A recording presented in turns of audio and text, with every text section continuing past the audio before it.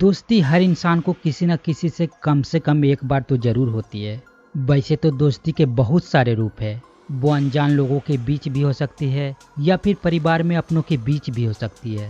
अगर ये दोस्त सच्चा ना हो तो ये दोस्ती रूपी विषैले फन आपको डसने में जरा सा भी नहीं सोचेंगे।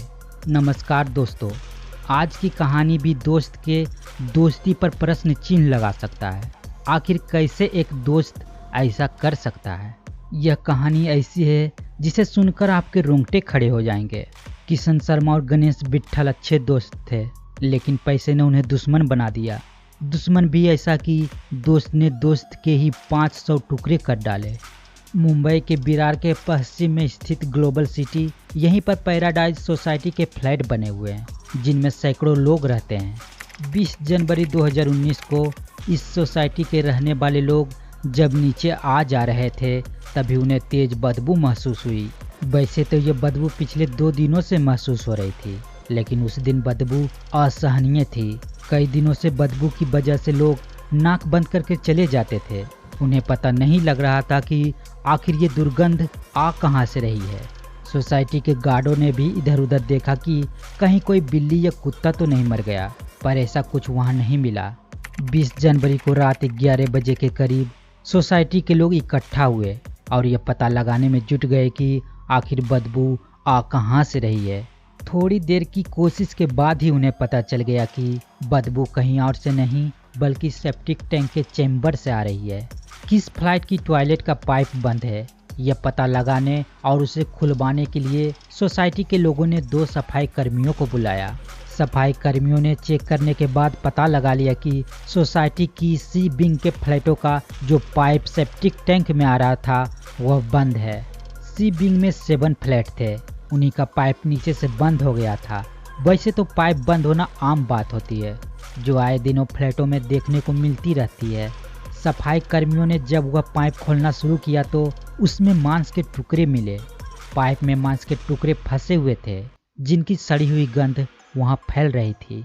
सोसाइटी के लोगों को यह बात समझ में नहीं आ रही थी कि किसी ने मांस को डस्टबिन में फेंकने के बजाय फ्लैट में क्यों डाला। जब पाइप से मांस ज्यादा मात्रा में निकलने लगा तो सफाई कर्मी और सोसाइटी वाले हैरत में पड़ गए। सोसाइटी वालों को कुछ शक हुआ, जिनमें से एक पदाधिकारी ने पुलिस को फोन करके इसकी सूचना दे दी। सूचना मिलने पर अरनाला थाने के इंस्पेक्टर सुनील माने पैराडाइज सोसाइटी पहुंच गए।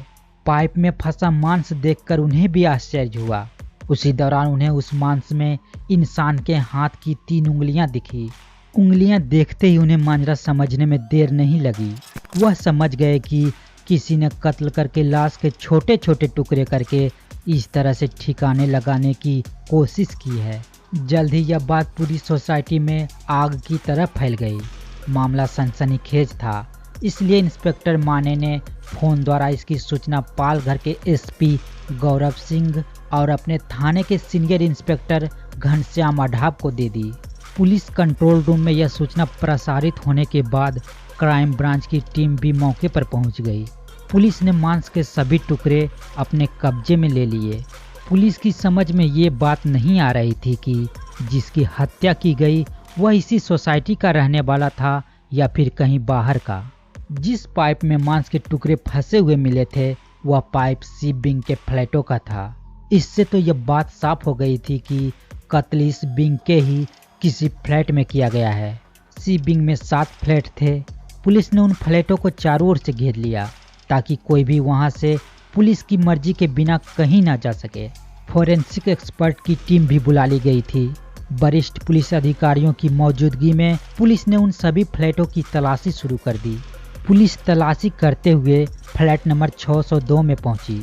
वह फ्लैट बाहर से बंद था।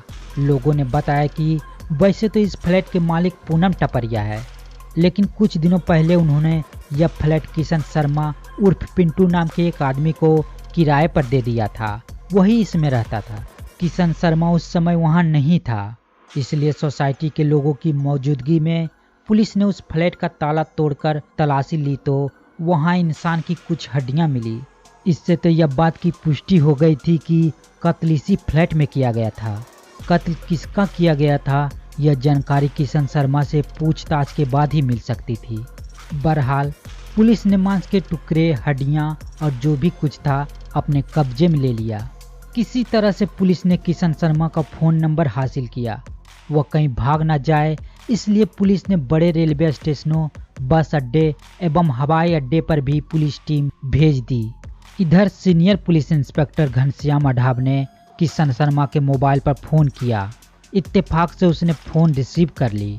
इंस्पेक्टर साहब ने अपनी पहचान छिपाते हुए किसी बहाने से उसे एक जगह पर मिलने बुलाया। उसने आने के लिए हाँ कर दी। उसे पकड़ने के लिए पुलिस ने वहां अपनी टीम भेज दी। किशन शर्मा वहां जैसे ही पहुंचा, सादे लिबास में मौजूद पुलिसकर्मियों ने उसे दबोच लिया। 40 वर्षीय किशन शर्मा को पुलिस हिरासत में लेकर पुलिस थाने लौटाई। एसपी गौरव सिंह की उपस्थिति में जब उससे उसके फ्लैट नंबर 602 में मिली इंसानी हड्डियों और मांस के बारे में थोड़ी सख्ती से पूछताछ की, तब उसने अपना जुर्म कबूल कर लिया और उसने बताया कि अपने 58 वर्षीय लंगोटिया यार गणेश विट्ठल को लटकर की हत्या की थी। जब पुलिस ने मृतक के शरीर के अन्य हिस्सों के बारे में पूछा तो किशन ने बताया कि उसने गणेश की लाश के करीब 500 टुकड़े किए थे। इस कहानी में आगे बढ़ने से पहले आपसे एक सवाल है, दोस्ती करनी चाहिए या फिर नहीं? अगर करनी भी है तो किस हद तक करनी चाहिए? कमेंट में ज़रूर बताएं। और अगर आप वीडियो में यहाँ तक आए हैं तो वीडियो को एक लाइक कर दीजिए और चैनल को भी सब्सक्राइब करके बेल आइकन को भी दबा दीजिए।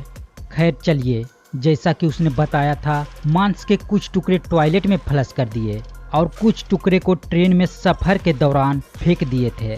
किशन ने ये भी बताया उसने सिर और बाकी हड्डियां भाईंदर की खाड़ी में फेंक दी थी। अब सवाल ये है कि गणेश विट्ठल और किशन शर्मा की दोस्ती इतनी पक्की थी तो आखिर ऐसा क्या हुआ था कि दोनों के बीच इतनी भयंकर दुश्मनी हो गई? दुश्मनी भी ऐसी कि किशन शर्मा ने उसकी हत्या करके लाश को कीमा बना दिया। इस क्रूर हत्या के बारे में पुलिस ने किशन शर्मा से पूछताछ की तो इस हत्याकांड की दिल दहला देने वाली कहानी सामने आई। किशन शर्मा मुंबई के सांता क्रूज इलाके की राजपूत चाल के कमरा नंबर 4/13 में अपनी पत्नी और 2 बच्चों के साथ रहता था। उसने मुंबई विश्वविद्यालय से मानव शरीर रचना एवं क्रिया विज्ञान यानी कि ह्यूमन एनाटॉमी एंड फिजियोलॉजी में सर्टिफिकेट का कोर्स किया था, लेकिन अपने कोर्स के मुताबिक उसकी नौकरी कहीं नहीं लगी तो वह शेयर मार्केट में काम करने लगा। करीब 8 महीने पहले उसकी मुलाकात थाने जिले के मीरा रोड के आविष्कार सोसाइटी में रहने वाले गणेश विट्ठल कोलटकर से हुई, जो बाद में गहरी दोस्ती में बदल गई। गणेश की अपनी छोटी सी प्रिंटिंग प्रेस थी। एक दिन गणेश ने किशन शर्मा से कहा अगर वह प्रिंटिंग प्रेस के काम में 1 लाख रुपये लगा दे तो पार्टनरशिप में प्रिंटिंग प्रेस का धंधा किया जा सकता है। किशन इस बात पर राजी हो गया और उसने 1 लाख रुपये अपने दोस्त गणेश को दे दिए। इसके बाद दोनों दोस्त मिलकर धंधा करने लगे। किशन मार्केट का काम देखता था। कुछ दिनों तक तो दोनों की साझेदारी ईमानदारी से चलती रही, पर जल्द ही गणेश के मन में लालच आ गया। वो हिसाब में हेरा फेरी करने लगा। जब किशन को इस बात का आभास हुआ तो उसने साझेदारी में काम करने से मना कर दिया और गणेश से अपने 1 लाख रुपये वापस मांगने लगा। काफ़ी मांगने के बाद गणेश ने उसके 40,000 रुपये तो वापस दे दिए, लेकिन 60,000 रुपये वह लौटाने का नाम ही नहीं ले रहा था। किशन जब भी बाकी पैसे मांगता तो वह कोई न कोई बहाना बना देता था। वह उसे लगातार टालता रहा। इसी बीच उसे पता चला कि गणेश 56 साल की उम्र में शादी करने वाला है। एक बार फिर इस बारे में किशन ने उससे बात की तो गणेश ने साफ कह दिया कि अभी उसके पास पैसे नहीं हैं, पहले वो शादी करेगा, इसके बाद पैसों की व्यवस्था हो जाएगी तब वो दे देगा। गणेश की यह बात किशन को बहुत बुरी लगी। वह समझ गया कि गणेश के पास पैसे तो है लेकिन वो देना नहीं चाहता। तभी उसने दोस्त को सबक सिखाने की ठान ली। उसने तय कर लिया कि वह गणेश को ठिकाने लगाकर रहेगा। अपने प्लान के अनुसार उसने विरार क्षेत्र के पैराडाइज सोसाइटी में फ्लैट नंबर 602 किराए पर ले लिया। किशन कभी कभी अकेला ही उस फ्लैट में सोने के लिए चला आता था। प्लान के अनुसार 16 जनवरी 2019 को किशन शर्मा अपने दोस्त गणेश विट्ठल को लेकर पैराडाइज सोसाइटी के फ्लैट में गया। फ्लैट में घुसते ही किशन ने गणेश से अपने 60,000 रुपये मांगने लगा। इसी बात पर दोनों के बीच झगड़ा हो गया। झगड़े के दौरान किशन ने कमरे में रखा डंडा गणेश के सिर पर मार दिया। एक ही प्रहार में गणेश फर्श पर गिर गया। कुछ ही देर में उसकी मौत हो गई। गणेश की मौत हो जाने के बाद किशन के सामने सबसे बड़ी समस्या उसकी लाश को ठिकाने लगाने की थी। इसके लिए उसने असिस्टेंट पुलिस इंस्पेक्टर असबनी बिद्रे गोरे की हत्या से संबंधित जानकारियां इकट्ठी की ताकि पुलिस को आसानी से गुमराह किया जा सके। उसने YouTube पर भी डेड बॉडी को ठिकाने लगाने के वीडियो देखा था। उनमें से उसे एक वीडियो पसंद आया जिसमें लाश को छोटे छोटे टुकड़ों में काटकर उन्हें ठिकाने लगाने का तरीका बताया गया था। यह तरीका उसे आसान भी लगा क्योंकि वह मानव शरीर रचना एवं क्रिया विज्ञान के बारे में पढ़ाई कर चुका था। इसके लिए तेज धार के चाकू की जरूरत थी। किशन शर्मा सांताक्रूज इलाके की एक दुकान से बड़ा चाकू और चाकू तेज करने वाला पत्थर खरीद लाया। फ्लैट पहुंचकर किशन शर्मा ने सबसे पहले गणेश विट्ठल कोलटकर की लाश का सिर धड़ से अलग कर उसे एक पॉलिथीन में रख लिया। इसके बाद उसने लाश के 500 से अधिक टुकड़े कर दिए। शरीर की हड्डियों और पसलियों को उसने तोड़कर अलग कर लिया था। वह मांस के टुकड़ों को टॉयलेट की फ्लश में डालता रहा। सिर और हड्डियां उसने भाई अंदर की खाड़ी में फेंक दिया था।